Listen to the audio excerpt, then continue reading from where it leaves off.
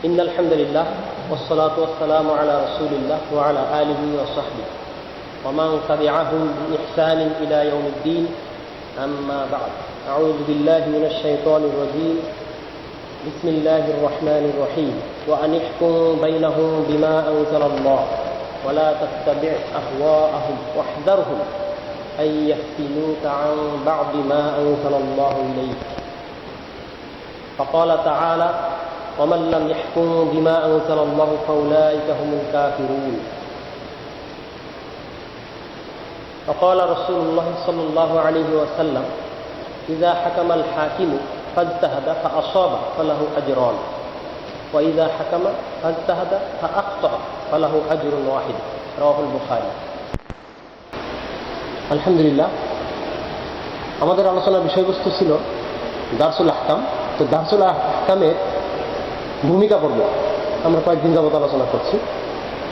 তো সর্বশেষ আলোচনার যে সারমর্ম সেটা হচ্ছে যে আল্লাহ সুবহানাহু ওয়া তাআলা আমাদের জন্য যে দ্বীনকে নির্ধারণ করেছেন, এই দ্বীনের যে মৌলিক বিষয়বস্তু ঈমান, ইখলাস, ইলম, আমল, এর উপরে থাকা বা এটাকে সঠিকভাবে সম্পাদন করাই হচ্ছে ইবাদত, এবং এটা করতে হবে পরিপূর্ণ আল্লাহর কাছে আত্মসমর্পণের মাধ্যমে। এটাই হচ্ছে কি ইবাদত, একজন মুসলিমের দায়িত্ব। এই শরীয়তের যে এই যে দ্বীন এবং শরিয়া, এই দ্বীন এবং শরিয়া জানানোর জন্য আমরা আল্লাহ তাআলার পক্ষ থেকে যা কিছু পাই, অর্থাৎ আল্লাহ তাআলা বান্দাকে অবগত করার জন্য যে যা কিছু নাজিল করেছে সেটাই হচ্ছে ইলম। এখন এটা কোরআনের আয়াত, হাদিস, কোরআনের আয়াতকেও ইলম বলা হয় বা ইলমের অংশ, আবার কোরআনের আয়াতের যে তাৎপর্য, অর্থ, ব্যাখ্যা, এগুলো সবই ইলমের অন্তর্গত, যেমন তাফসীরের জ্ঞান, ফিকহের জ্ঞান ইত্যাদি। এখন এই ইলমের যে বিষয়টা উপলব্ধিতে আসে মানুষের, বা ঠিক অর্থ হচ্ছে উপলব্ধি বা বুঝ, দ্বীনের যে বুঝ, দ্বীনের জ্ঞানের যে বুঝ, এটাই হচ্ছে কি ফিক। আর ফিকের মূলনীতির আলোকে, ওয়ালাইকুম সালাম, ফিকের মূলনীতির আলোকে প্রত্যেকটা বিষয়ে যে বিধান বা মান নির্ধারণ করা হয়, এটা হচ্ছে হুকুম বা আহকাম। তাহলে আল্লাহ তাআলা বান্দার অবগতির জন্য যা কিছু নাজিল করছে সেটাই কিন্তু মূলত এটার যে বুঝ বা উপলব্ধি, এটাকে বলা ফিক। আর এই যে ইলম, ফিক এবং উসুলুল ফিক, অর্থাৎ ফিকের মূলনীতির ভিত্তিতে প্রত্যেকটা বিষয়ের যে মান বা স্তর নির্ধারণ করা হয়, এটা হচ্ছে হুকুম বা আহকাম, বহু বচনে আহকাম। তো আমরা দারসুল আহকামের ভূমিকা পর্বে এসব বিষয় নিয়ে আলোচনা করছি। তো আজকে দারসুল আহকামের ভূমিকা পর্বে আমাদের আলোচ্য বিষয় থাকবে যে দলিল গ্রহণ করা প্রক্রিয়া বা পদ্ধতি। কোরআন এবং হাদিসে যে বিষয়গুলো একরকমভাবে আসছে সেটার ব্যাপারে দৃষ্টিভঙ্গি, আর কোরআন এবং সুন্নাতে যে বিষয়গুলো একাধিক ধরন পাওয়া যায় সেটার ব্যাপারে দৃষ্টিভঙ্গি। এই বিষয় নিয়ে আমরা কিছু কথা বলি। অবশ্যই আমাদের মনে আছে যে আমরা সেদিন আলোচনা করেছিলাম আল আহকামুল খামসা, তো পাঁচটা স্তর, হুকুমের আহকামের পাঁচটা স্তর। ফরজ বা ওয়াজিব, ফরজ ওয়াজিব কাছাকাছি, মুস্তাহাব, নফল, সুন্নাহ, এটা একটা স্তর, মুবাহের স্তর, আরেকটা কি মাকরুহ, আরেকটা হারামের স্তর। তো এগুলোর প্রত্যেকটার মধ্যেই অনেকগুলো বিষয় আছে। তো আমরা এটা উল্লেখ করেছিলাম ইতিপূর্বে যে এই যে পাঁচটা হুকুম, পাঁচটা আহকামের পাঁচটা স্তর, এগুলো কিন্তু স্থায়ী। ফরজ, হারাম, মাকরুহ, মুবাহ, এগুলো কিন্তু স্থায়ীভাবে শরীয়তে এগুলো বিধান। এই যে স্থায়ী বিধান, এটাকে স্থায়ী হিসাবে মেনে নিতে হবে, এটাকে স্থায়ী হিসাবে মানতে হবে বা এটাকে মনে রাখতে হবে সবসময়। ফরজ, কিছু বিষয় আছে ফরজ, কিছু বিষয় আছে নফল, কিছু বিষয় আছে মুবাহ, এই বিষয় কিন্তু স্থায়ী। এটা যেমন আমাদের মানতে হবে দলিলের আলোকে, ঠিক একইভাবে কিছু ব্যতিক্রমী দলিল, যে দলিলগুলোর ভিত্তিতে একটা হুকুম বা প্রত্যেকটা কাজ, বিভিন্ন বিষয়, দিনের বিভিন্ন বিষয় এক হুকুম থেকে অন্য হুকুমেও যেতে পারে। একটা মুবাহ বিষয় সবসময় মুবাহ নাও থাকতে পারে, সেটা কখনো মাকরুহ হইতে পারে, কোনো শর্তের আলোকে সেটা হারামও হতে পারে, যদি সেটা হারামের ওসিলা। ওসিলাতুল হারাম মুহাররম, যে ওসিলাতুল হারামই মুহাররম, এই যে বলা যে হারামের ওসিলাও হারাম। তাহলে একটা মুবাহ বিষয় যদি কখনো হারামের ওসিলা হয় সেটা হারাম হয়ে যাবে। আবার একটা মুবাহ বিষয় যদি সেটা ওয়াজিব পালনের জন্য জরুরি হয় তাহলে সেটা ওয়াজিব হতে পারে। মা লা ইয়াতিমুল ওয়াজিবু ইল্লা বিহি ফাহুয়া ওয়াজিব, এই যে বিষয়টা আছে ওয়াজিব যেটা ছাড়া পূর্ণ হয় না সেটাও ওয়াজিব। যেমন সালাতের জন্য ওযু করতে হবে, এখন ওযু করার জন্য পানি দরকার, পানির জন্য পানির পাত্র দরকার, এগুলো কিন্তু পর্যায়ক্রমে কি হবে, জরুরি হবে। তো যাই হোক এইটা, তাহলে মূল হুকুমগুলো আমাদের মাথায় রাখতে হবে যে প্রত্যেকটারই মূল হুকুম আছে। আবার ওই হুকুমটা অন্যান্য দলিলের আলোকে পরিবর্তিত হতে পারে, স্থান কাল পাত্রভেদে সীমিত সময়ের জন্য কোনো ব্যক্তির উপর এটা প্রযোজ্য হওয়ার ক্ষেত্রে কি হইতে পারে, অন্য হুকুমে পরিবর্তিত হতে পারে। এটাও দলিলের আলোকে আমাদের বুঝতে হবে, বা এটা অবশ্যই আমাদের বোঝা দরকার। যেমন ধরেন কিছু কিছু বিষয় আছে যে বিষয়গুলো আমাদের সমাজে ব্যাপক প্রচলিত, সেগুলো বুঝতে আমাদের সমস্যা হয়। যেমন সলাতের সময় হয়ে গেছে কিন্তু কারো যদি ওযু না থাকে সে কিন্তু সলাতে শরীক হয় না। কেন হয় না? সে জানে যে অপবিত্র অবস্থায় সলাতে যোগ দেওয়া কি নিষিদ্ধ, সুতরাং সে এটা করবে না। যদিও সলাৎ কিন্তু তার জন্য ফরজ, এই ফরজ পালন করার জন্য তাকে ওযু করে আসতে, এটা সে বুঝে, এই শর্ত পূরণ না করে সে এই কাজটা করে না। কিন্তু শরীয়তের অনেক বিষয় আছে যেগুলো আমাদের সমাজে তেমন প্রচলিত না, যেমন জিহাদ। এমন হতে পারে যে জিহাদ ফরজ বিধান আমরা জানি, কিন্তু এই জিহাদটা কখনো কারোর জন্য হারামও হতে পারে না। কোন দলিলের আলোকে এটা হারাম হবে, কার জন্য, কতটুকু, কখন, কোথায়, এই বিষয়গুলো আমাদের আলোচনায় আনতে হবে। এটা হচ্ছে আমাদের আহকামের আলোচনা। এখন আমি আজকে যে আয়াত দুটি তেলাওয়াত করেছি বা তিনটি আয়াত তেলাওয়াত করেছি, সেখানে আমি কয়েকটি বিষয় আলোচনা করি। এক নম্বর, কিতাবুল্লাহ এবং সুন্নতে রাসূলের মধ্যে যে বিষয়টা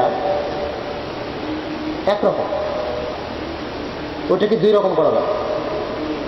যেমন 5 ওয়াক্ত সালাত, কেউ বলতে পারবে না 6 ওয়াক্ত ফরজ সালাত, প্রত্যেক রাকাতে একটা রুকু, 2টা সাজদা ফরজ সালাতের নিয়ম, এটা নিয়ে কোনো মতভেদ নেই। কারণ আল্লাহ এবং তার রাসূলের পক্ষ থেকে এটা একরকম, দুই রকম। আবার ধরেন সালাতের মধ্যে হাত উঠানো, রফুল ইয়াদাইন, এটা তাকবীরে তাহরিমা, এটা প্রথমটা সবার জন্যই কি এটা করতে হবে, তাই না? কিন্তু রুকুর আগে পরে হাত উঠাবো কি উঠাবো না এটা কিন্তু একরকম না। কোন হাদিসে উঠানোর কথা আছে, কোন হাদিসে না উঠানোর কথা আছে। এখন এই ক্ষেত্রে আমাদের কি করণীয়, এইটা উপস্থাপনের ক্ষেত্রে আমরা সূরা আহজাবের 36 নম্বর আয়াতটা পাঠ করি। ওমা কানা লিমুমিনিন ওয়ালা মুমিনাতিন ইযা কাদাল্লাহু ওয়া রাসূলুহু আমরান আন ইয়াকুনা লাহুমুল খিয়ারাতু মিন আমরিহিম। আল্লাহ এবং তার রাসূল কোনো বিষয়ে সিদ্ধান্ত দিলে সেই বিষয়ে কোনো মুমিন পুরুষ বা নারীর ভিন্ন সিদ্ধান্তের অধিকার থাকবে না। এটা স্বাভাবিক অর্থ সবাই বুঝে, সেটা কি, যে আল্লাহকে মানতে হবে, রাসূলকে মানতে হবে, এর বাইরে যাওয়া যাবে। যেমন কোরআনে অন্যত্র আসছে আল্লাহর আনুগত্য করো, রাসূলের আনুগত্য করো, না করে তোমাদের আমল সমূহকে নষ্ট করে দিও না, এগুলো আসছে। কিন্তু এটার আরো কিছু তাৎপর্য আছে। সেটা কি? যেমন ধরে যে বিষয়টা কিতাবুল্লাহ এবং সুন্নতে রাসূলের মধ্যে এক ধরনের আছে, সেটাকে দুই রকম করা যাবে না, মতভেদ করা যাবে, সেটা মতভেদের বিষয় হবে। যেটা আমি উদাহরণ দিয়েছি একটু আগে, 5 ওয়াক্ত সালাত, ফরজ সালাত, তাই না? কিন্তু আবার যে বিষয়টা রাসূলের পক্ষ থেকেই আমরা শরীয়তে বা কিতাবুল্লাহ এবং সুন্নতে রাসূলের মধ্যে 2-3 রকম পাই, সেগুলোকে কিন্তু আবার সীমাবদ্ধ করা যাবে। অর্থাৎ ওটা 3 রকম, যদি কোনো বিষয়ে 3 রকম থাকে হাদিসে, তাহলে 3 রকমই সহি। যদি 2 রকম থাকে, 2 রকমই সহি, তাই না? যেমন ধরেন বিতর সালাত, 1 রাকাতও পড়া যায়, 3 রাকাতও পড়া যায়, 5 রাকাতও পড়া যায়, 7 রাকাতও পড়া যায়, 9 রাকাতও পড়া যায়, সহিহ হাদিস দ্বারা প্রমাণিত। এখন আমি যদি বলি যে না শুধু 3 রাকাতই পড়তে হবে বা শুধু 1 রাকাতই পড়তে হবে, অন্যগুলো পড়া যাবে না, তাহলে কিন্তু আমি আল্লাহ এবং তার রাসূলের বিরোধিতা করলাম, স্পষ্ট বিরোধিতা করলাম নাকি? ওনারা তো বলছেন এইভাবে, ফামান শাআ আইয়ুতিরা বিখামসিন ফালইয়াফআল ওয়া মান শাআ আইয়ুতিরা বিসালাসিন ফালইয়াফআল ওয়া মান শাআ আইয়ুতিরা বিওয়াহিদাতিন ফালইয়াফআল। এই যে হাদিসগুলো আসছে, যে দিতে একটা জরুরি আমল। কেউ যদি 5 রাকাত করে, কেউ যদি ইচ্ছা করে 5 রাকাত করা, সে 5 রাকাত করুক। কেউ যদি ইচ্ছা করে 3 রাকাত করা, সে 3 রাকাত করুক। কেউ যদি ইচ্ছা করে 1 রাকাত করা, সে 1 রাকাত করুক।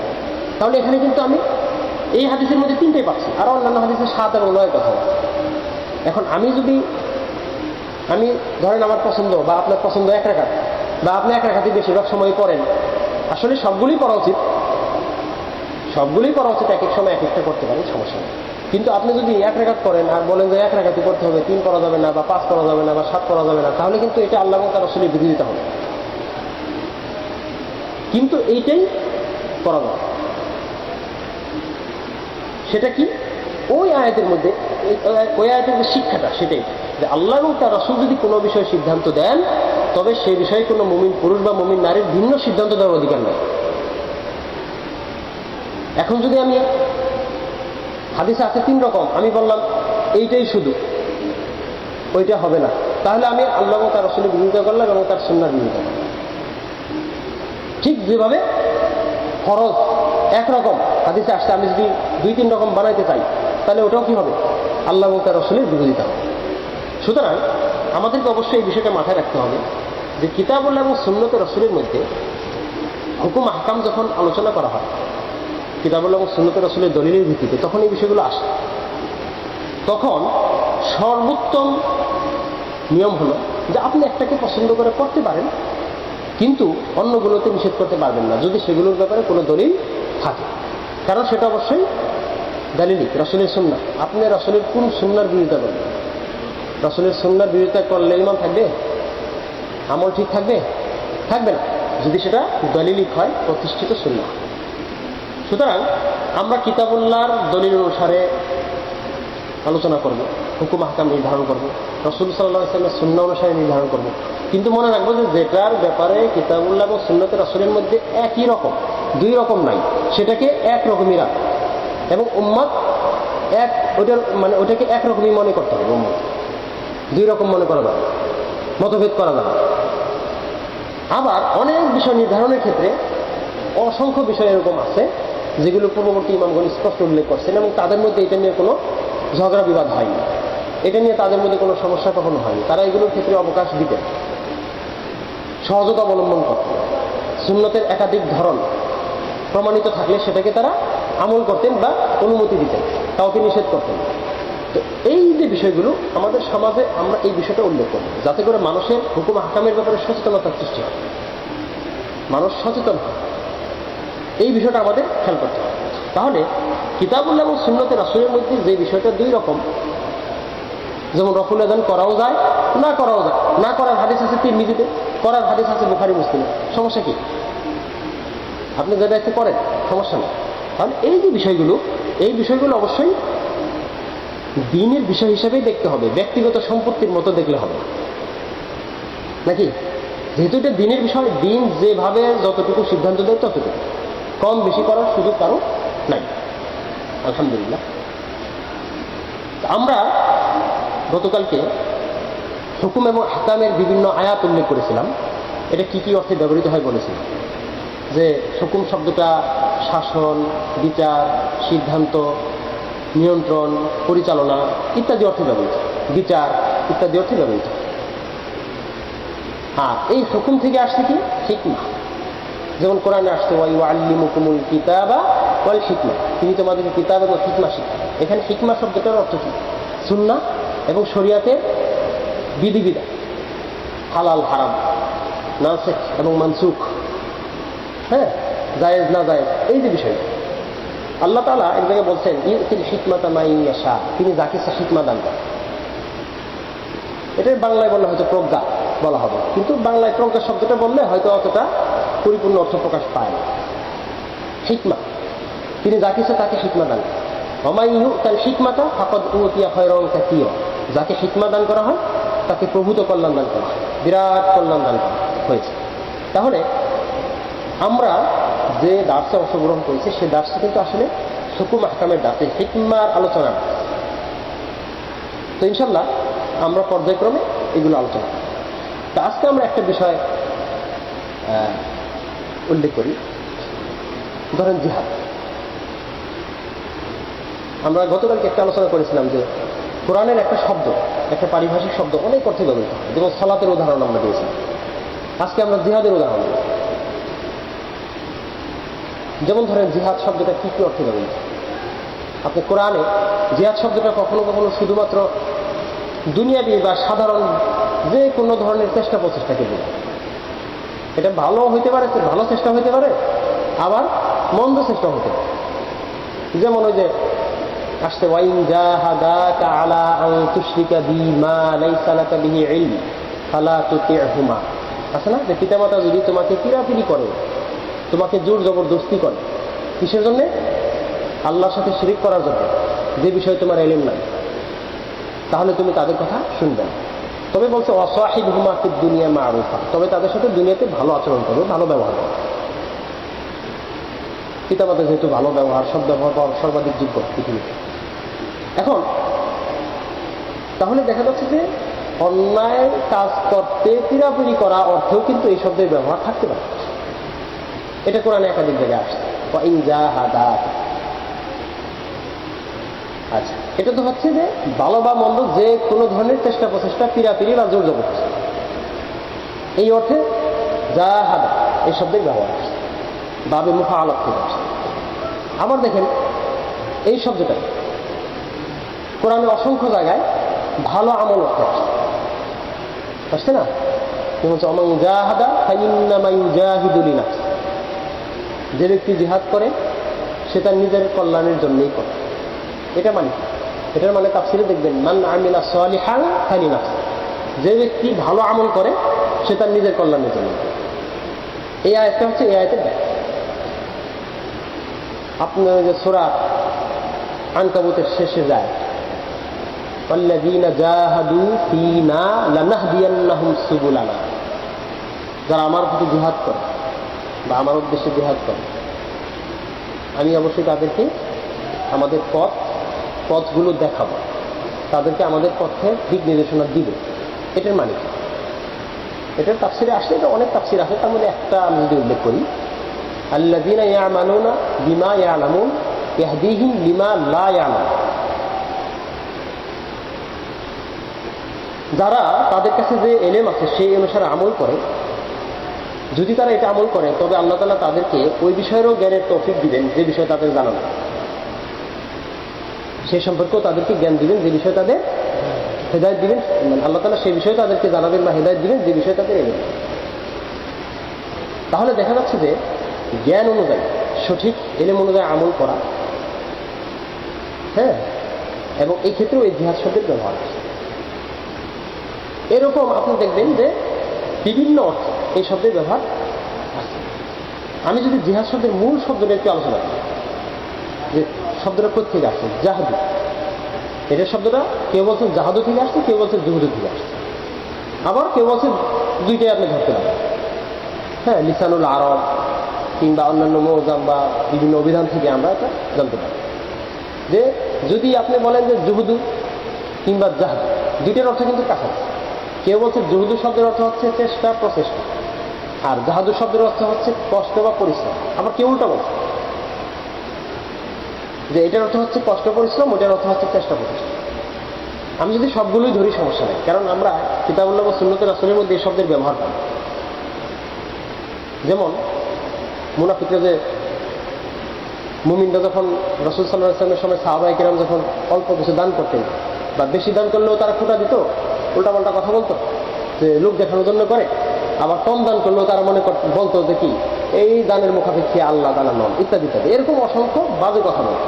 তো আল্লাহ তাআলা সেটার প্রতিবাদ করছেন, আল্লাযীনা ইয়ালমিসুনাল মুতাওয়িঈনা মিনাল মুমিনিনা ফিস সাদাকাত ওয়াল্লাযীনা লা ইয়াজিদুনা ইল্লা জুহদাহুম, এবং যারা দান করার মতো নিজের সামান্য চেষ্টা শ্রমে উপার্জিত অর্থ ছাড়া কিছুই পায়।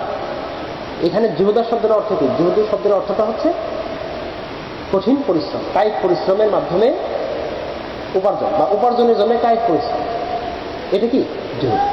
আবার আপনি যখন জাহাদা শব্দটা পাবেন, যেমন বুখারীতে আসছে এই শব্দটা, প্রথম দিকে একটা হাদিস আসে না, হাদিসে এই যে ওহী নাযিলের যে সূচনা, কিতাবু বাদিল ওয়াহী, ইমাম বুখারী এই অধ্যায়ে এই হাদিসটা নিয়ে আসছেন যে যেখানে জিবরিল আলাইহিস সালাম আসলেন, এসে তাকে বললেন ইকরা তুমি পড়ো। রাসূল সাল্লাল্লাহু আলাইহি ওয়াসাল্লাম বললেন, মা আনা বিকারি, আমি পড়তে জানি না বা আমি তো কারি না, ইত্যাদি। তখন জিবরিল আলাইহিস সালাম তাকে চেয়ে ধরল। রাসূল সাল্লাল্লাহু আলাইহি ওয়াসাল্লাম এটা বর্ণনা করছেন যে ফাবালাগানি মিন্নিল জাহাদ, এমনভাবে তিনি চেপে ধরছেন যে আমার কষ্টের সীমা শেষ হয়ে যাচ্ছে বা চূড়ান্ত কষ্ট হচ্ছে, অনেক কষ্ট হচ্ছে। তাহলে অনেক কষ্ট হওয়া, এই অর্থে জাহাদা শব্দের ব্যবহার আছে মূল শব্দ হিসেবে। আবার এই মূল শব্দটা বিভিন্ন ক্রিয়াবাচক শব্দেও ব্যবহার আছে, কোরআন এবং হাদিসে অনেক জায়গায় এটার ব্যবহার আছে। যেমন ধরেন স্ত্রীর সাথে মেলামেশা করে, জাহাদা আছে না, যে তার সাথে কি করে, মানে গোসল, কিতাবুল গোসলে একটা হাদিস আছে বুখারী শরীফে, যে যখন কোনো ব্যক্তি তার স্ত্রীর সাথে মিলিত হয়, সুম্মা জাহাদা, এখানে এই শব্দটা সুম্মা জাহাদা, তার সাথে সে কি করে, মিলিত হবে, শারীরিক সম্পর্ক করে, এই শব্দটাও এখানে ব্যবহার আছে। তাহলে যে কোনো ধরনের চেষ্টা বা পরিশ্রম বা চেষ্টা অর্থে এটা শব্দটা ব্যবহার হতো। এখন যখন শব্দটা জাহাদা ইয়াজহাদু অর্থে ব্যবহৃত হয় তখন একরকম অর্থ দেয়, সাধারণ চেষ্টা প্রচেষ্টা অর্থে। আর জিহাদ শব্দটা দুই পক্ষের কাজ, এটা বাবে মুখালাফ থেকে ব্যবহৃত। যেমন ইতিপূর্বে আমরা যে শব্দগুলো বলছি সেগুলো কোরআনে এই শব্দের ব্যবহারটাই বেশি আসে।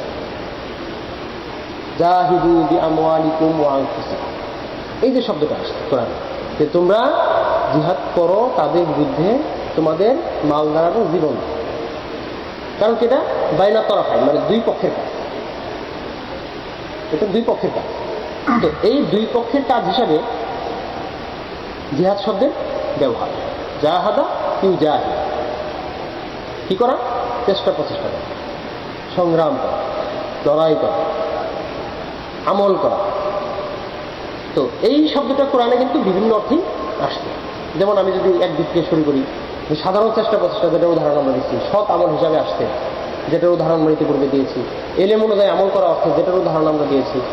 কাফিরদেরকে দাওয়াত দেওয়ার উদাহরণ এইটা আসছে, যেমন সূরা ফুরকানে আসছে, ওয়াজাহিদহুম বিহি জিহাদান কাবিরা, তুমি কোরআনের সাহায্যে তাদের বিরুদ্ধে প্রবল জিহাদ চালাও। এখানে প্রবল জিহাদ কি, কোরআনের সাহায্যে প্রবল জিহাদ মানে হচ্ছে কাফিরদেরকে দাওয়াত দেওয়া এবং তাদের যে বিভিন্ন প্রশ্ন আছে এগুলোর জবাব দেওয়া। তারা যে সমস্ত যুক্তিহীন কথাবার্তা বলবে তাদের সেগুলোকে যুক্তি দ্বারা খণ্ডন করা কোরআনের সাহায্যে। এটা কি, এই দাওয়াতটা কিন্তু জিহাদ। তাহলে আমরা যদি ধরি যে এই জিহাদ শব্দটা যেমন মাল দ্বারা জিহাদ অর্থে আসছে, আবার জীবন দ্বারা জিহাদের অর্থ আসছে। জীবন দ্বারা জিহাদ আর মাল দ্বারা জিহাদ কিন্তু একেবারেই একই, একটু পার্থক্য আছে। তারপর উভয়ের ক্ষেত্রে এই শব্দটা আসছে কোরআনে অসংখ্য জায়গায় আসছে, ওয়াজাহিদু বিআমওয়ালিকুম ওয়া আনফুসিকুম। আবার হাদিসে আসছে বিআলসিনাতিকুম, তোমাদের জিহ্বা দ্বারা জিহাদ। আবার দেখেন আল্লাহ তাআলা বলছেন যে জাহিদুল কুফার ওয়াল মুনাফিকিন, তোমরা কাফের এবং মুনাফিকদের বিরুদ্ধে জিহাদ করো। এখন কাফেরদের বিরুদ্ধে জিহাদ আর মুনাফিকদের বিরুদ্ধে জিহাদের মধ্যে কিন্তু পার্থক্য আছে। দুটো জিহাদ কিন্তু এক না। আমরা যখন বিস্তারিত আলোচনা করবো তখন আসবে যে মুনাফিকদের সাথে জিহাদ বলতে কি বোঝায়। তারপর আল্লাহ তাআলা কি করছেন, একই শব্দ ব্যবহার করছেন।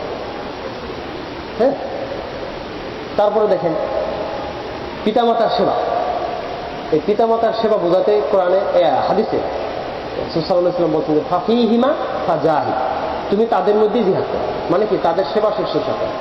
ওই যে এক ব্যক্তি জিহাদে গমন করতে চেয়েছিলেন, কিন্তু তার পিতামাতার সেবা করাটাই বেশি জরুরি ছিল, এরকম ক্ষেত্রে তাহলে পিতামাতার সেবা করাটাও কখনো কি জিহাদ। তাহলে জিহাদটা এই ক্ষেত্রেও আরেকটা অর্থ আমরা দেখতেছি। আবার কি পাচ্ছি, যেমন হাজ করা, উমরা করা। ওই যে আয়েশা রাদিয়াল্লাহু তাআলা আনহা বা অনেকেই জিজ্ঞেস করছেন, ইয়া রাসূলুল্লাহ, আমরা তো দেখতেছি জিহাদ হচ্ছে অনেক ফজিলতপূর্ণ আমল, আফালা নুজাহিদু, আমরা কি জিহাদ করবো না? তখন রাসূল সাল্লাল্লাহু আলাইহি ওয়াসাল্লাম কি বলছেন, জিহাদুকুন্নাল হাজ্জু ওয়াল উমরা, হজ এবং উমরাই জিহাদ তোমাদের। তাহলে নারীরা যদি জিহাদ করে, হজ এবং উমরাই তাদের জন্য কি জিহাদ, বা এটাই তাদের জিহাদের স্থলাভিষিক্ত। এরপরে আসছে ধরেন একটা হাদিস, ইবনে মাজার একটা হাদিস আসছে, আল জিহাদু আরবা, জিহাদ হচ্ছে 4 ধরনের। আল আমরু বিল মারুফ, আর নাহিউ আনিল মুনকার, সৎ কাজের আদেশ করা, অসৎ কাজে নিষেধ করা। এরকম ভাবে কিন্তু জিহাদ শব্দের বহু ব্যবহার। কোনো জায়গায় সবরটাকে জিহাদ বলা হয়েছে। তো এইরকম যত ধরনের সৎ আমল আমরা যদি ওই যে প্রথমে উদাহরণ দিয়েছিলাম ওমান জাহাদা ফাইন্নামা ইউজাহিদু লিনাফসিহি, এই আয়াতের তাফসীরে কিন্তু ওইটাই আসছে মান আমিলা সালিহান ফালিনাফসিহি। তাহলে সমস্ত সৎ আমলই কিন্তু শাব্দিক অর্থে জিহাদ। আরো অসংখ্য উদাহরণ আমরা কোরআনের ওই ইবাদত হাদিসের ইবাদতগুলো পড়লে বা কোরআনের আয়াতগুলোকে খেয়াল করে পড়লে কিন্তু এগুলো পাই, সমস্যা নেই। আমি শুধু উল্লেখ করলাম একটা আমাদের এই আলোচনাকে স্পষ্ট করার জন্য যে সকল সৎ আমলকে একসাথে যেমন জিহাদ বলা হয়েছে, আবার বিভিন্ন সৎ আমলকে বিভিন্ন ভাষা বিভিন্ন আয়াত বা হাদিসে পৃথকভাবে জিহাদ বলে উল্লেখ করা হয়েছে। তাহলে জিহাদ শব্দের বহু অর্থ। এখন কোরআন এবং হাদিসে একটা শব্দ অনেক অর্থে ব্যবহার আছে। যেমন একটু আগে আমি একটা আয়াত করছি ইযা কাদাল্লাহু ওয়া রাসূলুহু আমরান, এই কদা শব্দের কত অর্থ আছে। আপনি যদি একবার শুধু ওইটা একবার তাকান, মানে ওই আয়াতগুলো যদি একবার খেয়াল করেন তাহলে পাবেন। যখন বলা হয় কদা আলাইহি, মেরে ফেলি, মারা গেল, আছে না? কদা ইলা,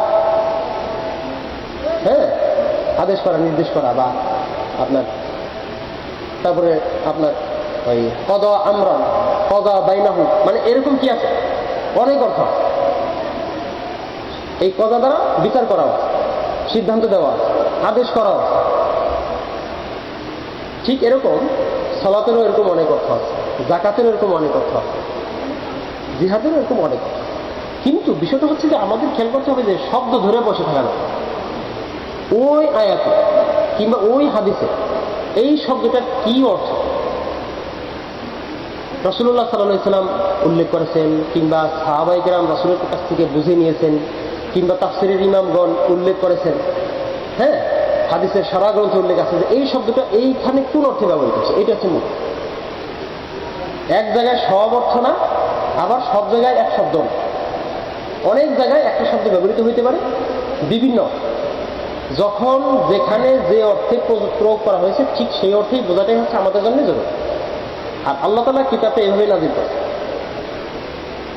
আল্লাহ তাআলা কিতাবটা কোনো আপনার বিবেকহীন মানুষের কাছে নাযিল করেন না, এটা বিবেক সম্পন্ন মানুষের জন্যই নাযিল করেন।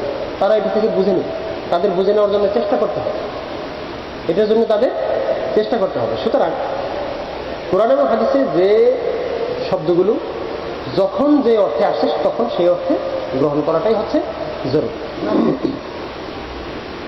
যেমন ধরেন ইমাম, ইমাম শব্দের অর্থ আমরা জানি নেতা, কিন্তু ইমাম নেতা অর্থে আসছে ইন্নী জাইলুকা লিন-নাসি ইমাম, ঠিক আছে, এটাও কি একটা আদর্শের ধারক বাহক নেতা। আবার বলছে ওয়া ইন্নাহুমা লাবি ইমামিন মুবিন, এই ইমাম মানে কি, সড়ক, মহাসড়ক, ইমাম মুবিন মহাসড়ক। যেমন আপনার একটা ধ্বংসপ্রাপ্ত এলাকার কথা উল্লেখ করে আল্লাহ তাআলা এটা বলতেছে, সিরিয়াগামী রাস্তার পাশে আছে না, সূরা ইয়াসিনে আমরা পড়ি ওয়াকুল্লা শাইইন আহসাইনাহু ফি ইমামিন মুবিন, আমি প্রত্যেক জিনিস কি করেছি ইমাম মুবিনের মধ্যে সংগ্রহ করেছি। ইমাম মুবিন কি, আমলনামা। এখানে ইমাম মুবিন মানে আমলনামা। ইয়াউমা নাদউ কুল্লা উনাসিন বিইমামিহি, আছে না সূরা বানী ইসরাঈল। এটা মানে কি, এটা মানে হচ্ছে আপনার দুইটা, এটা তাফসীরের দুইটা জিনিস আছে, একটা হচ্ছে আমলনামা, আরেকটা হচ্ছে নবীগণ মুমিনদের ইমাম হবে জান্নাত, পরকালে হাসরের মাঠে ময়দান, এটা আসছে। আর কাফেরদের ইমাম হবে শয়তান, ইত্যাদি। তাহলে দেখা যাচ্ছে যে ইমাম মানে শুধু যে নেতা বোঝায় এরকম না, অনেক কিছুই বোঝায়, আরো আছে। তো আজকে আমাদের আলোচনা আমরা এখানেই সমাপ্ত করব। তার আগে আমি শুধু ওই আয়াতটা শেষ করি যে সকল ক্ষেত্রে কিতাবুল্লাহ এবং সুন্নতে রাসূলের পরিপূর্ণ অনুসরণ হচ্ছে আমাদের লক্ষ্য। কিতাবুল্লাহ এবং সুন্নতে রাসূলের কাছে পরিপূর্ণ আত্মসমর্পণই হচ্ছে ইবাদত, এবং এটাই ইসলাম, এটাই ইসলামের মূল তাৎপর্য। এখন কোনো শব্দ আমাদের পথে বাধা না, আমাদের বুঝতে হবে যে এই শব্দটা কি কি অর্থে আসছে, কোন কোন অর্থে আসছে, কোন জায়গায় কোন অর্থে আসছে। আচ্ছা, শব্দ তো বাদ আছেই, এরপরও এই যে শব্দগুলো ব্যবহৃত হয়েছে, এই রাসূল সাল্লাল্লাহু আলাইহি ওয়াসাল্লাম এই কাজটা কিভাবে করছেন, কোথায় করছেন, কতটুকু করছেন, কোনোটাই কিন্তু ফেলে দেওয়া যাবে না। প্রত্যেকটারই যথাযথ প্রয়োগ ক্ষেত্র আছে। যখন আমরা জিহাদের বিভিন্ন প্রকার ভেদ উল্লেখ করব তখন ইনশাআল্লাহ এই বিষয়গুলো আমাদের কাছে আরো পরিষ্কার হবে ইনশাআল্লাহ। আল্লাহ তাআলা বলেন, ইয়া আইয়ুহাল্লাযীনা আমানু আতিউল্লাহা ওয়া আতিউর রাসূল ওয়া লা তুবতিলু আমালাকুম। হে মুমিনগণ, তোমরা আল্লাহর আনুগত্য করো, রাসূলের আনুগত্য করো, এবং তা না করে তোমাদের আমলসমূহকে বিনষ্ট করে দিও। আর উদখুলু ফিস সিলমি কাফা, পরিপূর্ণরূপে ইসলামে প্রবেশ করো।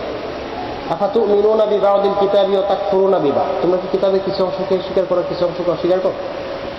তাহলে সমস্ত দলিলই মানতে হবে, যখন যে উদ্দেশ্যে বা যে কারণে বা ওই দলিল দ্বারা যা বোঝায় তা। যদি আল্লাহ তাআলা বলেন যে, বা শরিয়ত যদি বলে যে এখন সালাত করা ফরজ, তাহলে ফরজ। যদি বলে যে এখন সালাত করা হারাম, তাহলে হারাম। আল্লাহর আদেশ মানা ইবাদত, আর নিষেধ মানাও ইবাদত। শরিয়ত যেটা করতে বলে সেটা ইবাদত, আর যেটা করতে নিষেধ করে সেটাও ইবাদত। যখন যেটা করতে বলবে সেটা ইবাদত তখন, আর যখন যেটা করতে নিষেধ করবে তখন সেটা না করাটাই ইবাদত। আল্লাহ রাব্বুল আলামিন আমাদের সবাইকে যথাযথভাবে দ্বীনী ইলম এবং ফিকহ ও আহকামের উপলব্ধি দান করুন, আমিন।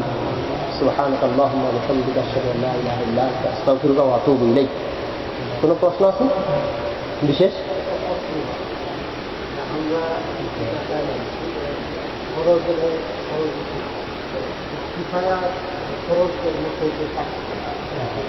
জি জি, সুন্দর বলছেন। ফরজ হচ্ছে ব্যাপকভাবে বাধ্যতামূলক, আর ফরজুল আইন হচ্ছে কি, যেটা প্রত্যেকের উপরে পৃথকভাবে ধার্য। যেমন 5 ওয়াক্ত সালাত, এটা কম বেশি নয়, সকলের জন্য এটা ধার্য, এটা ফরজ আইন। কিন্তু আপনার সৎ কাজে আদেশ, অসৎ কাজে নিষেধ, কিংবা জিহাদ, জানাজা সালাত, এগুলো কিছু উম্মতের মধ্যে কিছু লোক আদায় করলেই বাকিদের জন্য হয়ে যায়। যতজন আদায় করা জরুরি বা যতজন করলে উম্মতের জন্য যথেষ্ট হবে, ততজনের জন্য ফরজ আইন থাকে, বাকিদের জন্য এটা তখন অন্য হুকুম হয়। তো মূল কথাটা হচ্ছে যে আমলটা, যে বিধানটা প্রত্যেকটা ব্যক্তির জন্য পৃথক পৃথকভাবে সমানভাবে ধার্য, এটা হচ্ছে ফরজ আইন। আর ফরজে কিফায়া হচ্ছে যেটা উম্মতের উপরে ধার্য, ব্যক্তির উপরে না। উম্মতের উপরে ধার্য, উম্মতের কিছু মানুষ আদায় করলে বা যতজন আদায় করলে যথেষ্ট, ততজন আদায় করলে সবার আদায় হয়ে যায়। এটা হচ্ছে কি ফরজে কিফায়া। তো তাদের এটা আদায় হয়ে যায়। যেমন জানাজা সালাত যদি কিছু লোক পড়ে, তাহলে আদায় হয়ে যায় না? আদায় হয়ে যায়। তো এরকম ধরনের জিহাদ একটা ফরজে কিফায়া আমল, এটা মূল হুকুম। তাহলে এখানে একটা জিনিস খেয়াল রাখবেন, যে ফরজে আইন যেটা, সেটার মূল হুকুম ফরজে আইন থাকে, যেমন সালাত, এটা ফরজে কিফায়া হয় না কখনো। কিন্তু ফরজে কিফায়া যেটা উম্মতের উপরে ধার্য, সেটা মূল হুকুম ফরজে কিফায়া হইলেও এটা কখনো কখনো কারো জন্য ফরজে আইন হয়, কারো জন্য মুস্তাহাব হয়, কারো জন্য মাকরুহ হইতে পারে, কারো জন্য হারামও হইতে পারে, অর্থাৎ অন্যান্য হুকুমও হইতে পারে, হ্যাঁ, কারো জন্য।